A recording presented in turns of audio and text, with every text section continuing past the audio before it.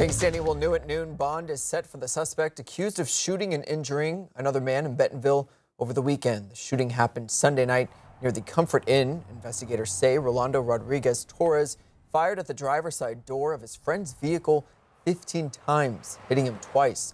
The victim was last reported to be stable. Bond for Rodriguez is set at $1 million. We were able to talk to the prosecutor after today's bond hearing.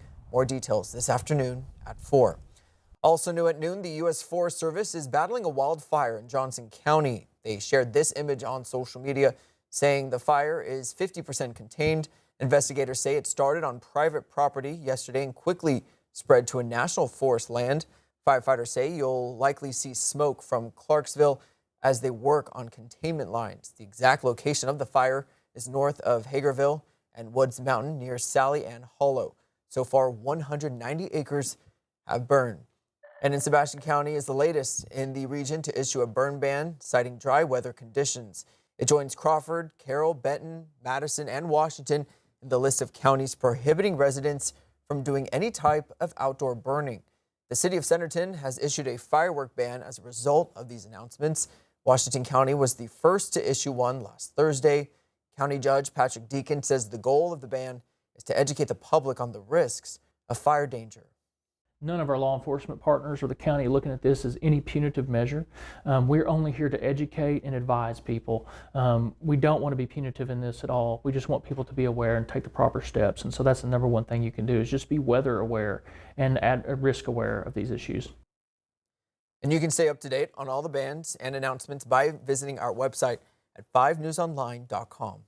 And in Pulaski County, the former Arkansas nursing home operator who pled guilty to Medicaid fraud is now in state prison. Joseph Schwartz was denied a final request to delay his sentence after President Trump pardoned him earlier this year. Schwartz was sentenced to a year in state prison and close to $2 million in fines. He pleaded guilty in April to a $38 million scheme in which prosecutors say he misled tax officials and failed to pay his employees' taxes. He was ordered to arrive at the Ouachita River Correctional Unit this afternoon. And Stacey Lee Drake, the man accused of 3 murders in Oklahoma, now has a trial date. A court order filed this month says Drake will not face a jury until 2027. Drake has pled not guilty to the deaths of Tara Underwood and Taylor Sharp in Sequoia County, alongside the death of a Canadian county man. He'll have an initial motion hearing in July. And in Benton County, 2 gym owners are facing drug trafficking charges. 47-year-old Bobby Biddle and 39-year-old Carolyn Jamison were arrested on the 19th of December. They're the owners of Chop Barbell Gym in Rogers. They're facing multiple charges, including trafficking and possession of drugs and firearms. An affidavit says Biddle and Jamison were trafficking psychedelics and marijuana from their home and on-site business in Bentonville. So it's not super common that we catch people with that amount of drugs that qualifies as trafficking or that we have any of the other factors. But I would say it's not uncommon in terms of, that it's happening. It's happening here just like everywhere else. Both are out of jail on bond. Their next court appearance is set for January 26th. And the Fayetteville police are trying to put a stop to a rumor they say is making rounds on social media.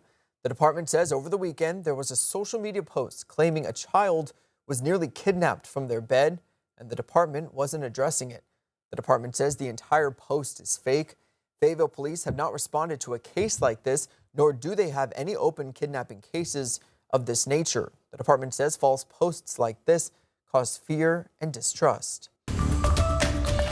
Well, early voting begins today in the River Valley for Senate District 26 ahead of the primary, which takes place on January 6th. The seat has been vacant since Senator Gary Stubblefield's death in September.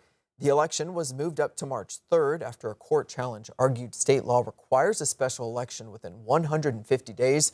With the new timeline in place, election officials say they've spent weeks preparing polling locations and equipment ahead of early voting. We get the machines ready, programmed, we test those. It takes several weeks to test the machines to make sure that they are accurately casting your ballot. Now, because this is a Republican primary, voters must be registered Republican or listed as optional. Voters can make that change at the polls or through their county clerk's office. And of course, you can find information about all the candidates as well as early voting sites by just texting the word election to the number on your screen. That's 479-785-5000. And we'll text you right back with a link to our special election coverage. President Trump says the U.S. struck a dock inside Venezuela that he says was used to load drugs onto boats. The intensification includes another strike on a vessel in the Pacific. CBS's Aaron Navarro reports from the White House. The U.S. military announced another strike on a boat allegedly transporting drugs in the eastern Pacific Monday, killing 2 people. It's the 30th such attack since early September. President Trump also confirmed a separate strike on the dock on the coast of Venezuela. There was a major explosion in the dock area where they load the boats up with drugs. They load the boats up with drugs, so we hit all the boats and now we hit the area. The president wouldn't confirm more details. He did say he recently spoke to Venezuelan President Nicolás Maduro, but nothing was resolved, and he made these allegations. You have to understand what he's done. They've sent billions of dollars of drugs in, but maybe just as bad, they've sent hundreds of thousands of people in from jails, from prisons, from mental institutions and insane asylums. The U.S. has also moved planes and ships to Puerto Rico, part of a military buildup in the Caribbean as the administration intensifies pressure on Maduro. President Trump has prioritized foreign affairs during the holiday break, meeting with the leaders of Ukraine and Israel during the past couple of days at his Mar-a-Lago estate in Florida. His teams are now moving ahead with further negotiations. A meeting with Ukrainian President Volodymyr Zelensky and European leaders is possible next month in Washington. Israeli Prime Minister Benjamin Netanyahu expressed optimism about the Gaza peace plan moving forward, winning him some praise back home. I think it's important to us to be in good relationship with the United States. The president is spending the day golfing with no public events on his schedule.